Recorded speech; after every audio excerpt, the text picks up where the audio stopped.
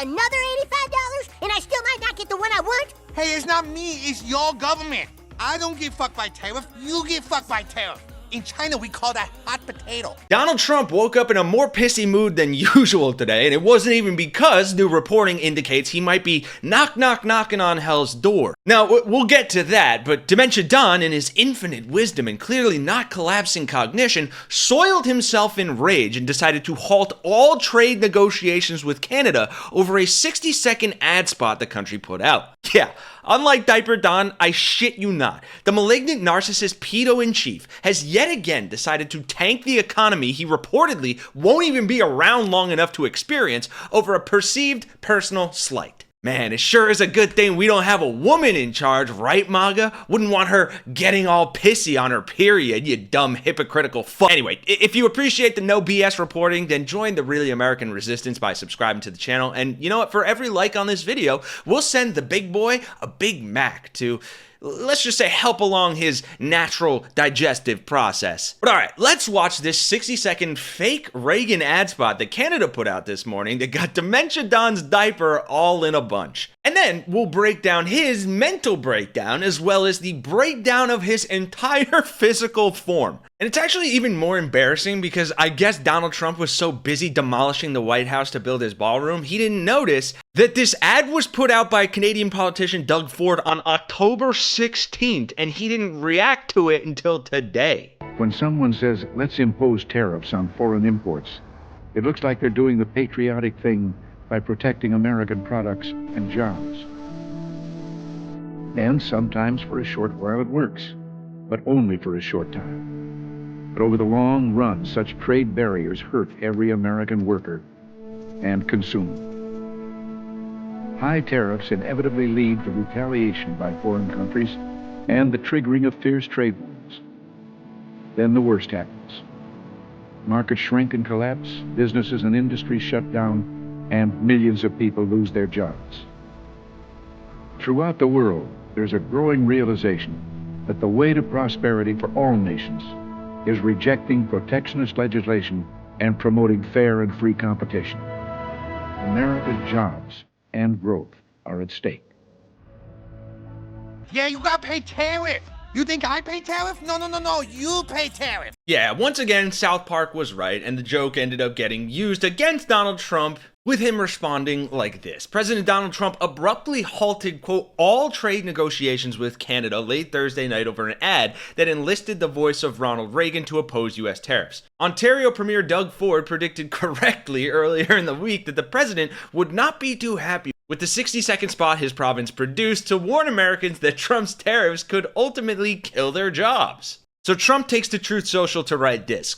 The Ronald Reagan Foundation has just announced that Canada has fraudulently used an advertisement, which is fake, featuring Ronald Reagan speaking negatively about tariffs. They only did this to interfere with the decision of the U.S. Supreme Court and other courts. That presumably a reference to the Supreme Court weighing in on whether Trump's tariffs are legal or not, with him going on, tariffs are very important to the national security and economy of the USA, which you know is true because it's in all caps. Based on their egregious behavior, big word, buddy, all trade negotiations with Canada are hereby terminated. What a presidential thing to do. Lie about an attack ad against you being fake, even though, as we'll see, it's completely not, and then say no deal to all trade negotiations between two of the biggest trade partners on the globe. Is this your art of the deal businessman president, MAGA? Cause not that you didn't already, but you look real fucking stupid right now. Respectfully. And I promise we'll get to his health in just a second, but we gotta cap off the utter stupidity of this even more, because earlier in the evening,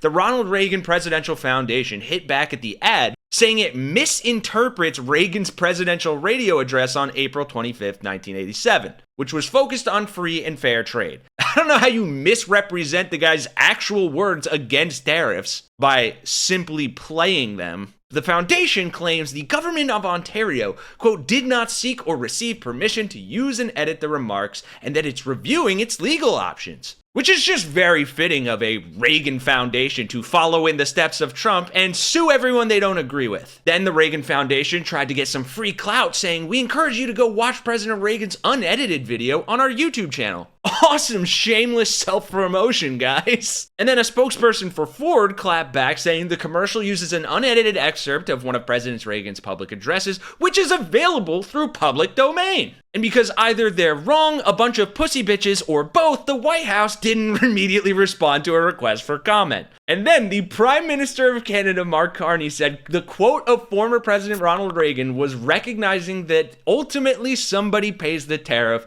and it's the consumer. Or in other words, Hey, it's not me, it's your government. I don't get fucked by tariff, you get fucked by tariff. moving on, Trump's presidential deficiencies are shockingly starting to pale in comparison to his physical and mental deficiencies. We've all seen the bruised hands for a while now, the cankles, the White House revealing in July that Trump had been diagnosed with chronic venous insufficiency, he can't even pump his blood correctly, which while not life-threatening, doctors say gets riskier with age and a poor diet. And despite lying Levitt informing us that Trump's health scan was near perfect, and the guy has cardiac health 14 years younger than his 79-year-old age, the actual pictures of this bloated animated corpse tell a slightly different story and have the public rightfully wondering if we're getting the full picture. But as we've said at Really American for a long time, as bad as his physical health is, his mental health is even worse. Oddly enough, you had Dr. John Gardner, who many of you may recognize from Shrinking Trump fame, though Dr. Gardner decided to part ways with the show and apparently hop over to the Daily Beast podcast. He was afraid Donald Trump was going to sue them over the name Shrinking Trump. So he is actually recommending us new psychologists to take over that show, but unfortunately, you guys won't be seeing Dr. John on Shrinking Trump anymore. I made my thoughts very clear on the matter, so, even though I disagree with his decision, all the best to him, and hence why I will play you what he just said on the Daily Beast podcast about Trump's clear cognitive collapse. Personality disorder. The other thing, though, about his recent talks is we talked about his confusing Harvard and Harlem. Recently, he's been confusing India and Iran. He's been talking about Pakistan being at war with Iran, and he's trying to broker a peace. And he says Iran several times when he's talking about India. As an example, if you look at Pakistan and Iran, I told them I was in the midst of negotiating a trade deal with Iran, and Pakistan was going to be in line. Well, Chris, what do those two countries have in common?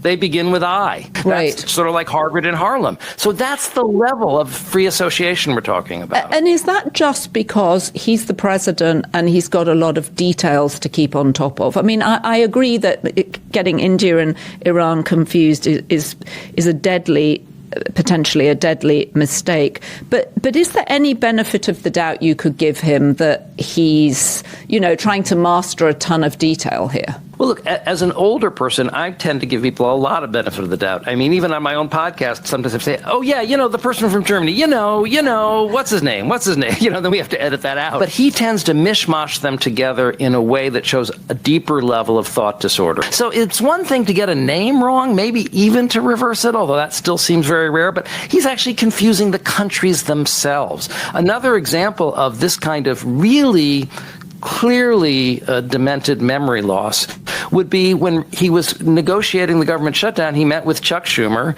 and Hakeem Jeffries, right, the minority leader of the House and the Senate, and he said, I had a talk with Chuck Schumer, and he brought a very nice man with him who I didn't know. He didn't know Hakeem Jeffries? Yeah, he knows Hakeem Jeffries. Okay, he's not an obscure congressman. He's the minority leader. He deals with him on an almost daily basis. This is like when you go to visit your mother in the nursing home, and you bring your sister, and she goes, "Who's that nice lady that you brought with you?" "Oh, honey, that's your daughter. That's my sister." Wow. It's that level of non-recognition. So again, that is and I use this term lightly, man who is in charge of making some of the most consequential decisions for this entire country and the world, unfortunately. And yet the mainstream media, Republicans, and even some Democrats fail to call out the fact that he's physically and mentally unfit to perform the bare minimum duties of his office. It's kind of darkly ironic to see him following in the footsteps of Reagan, his predecessor,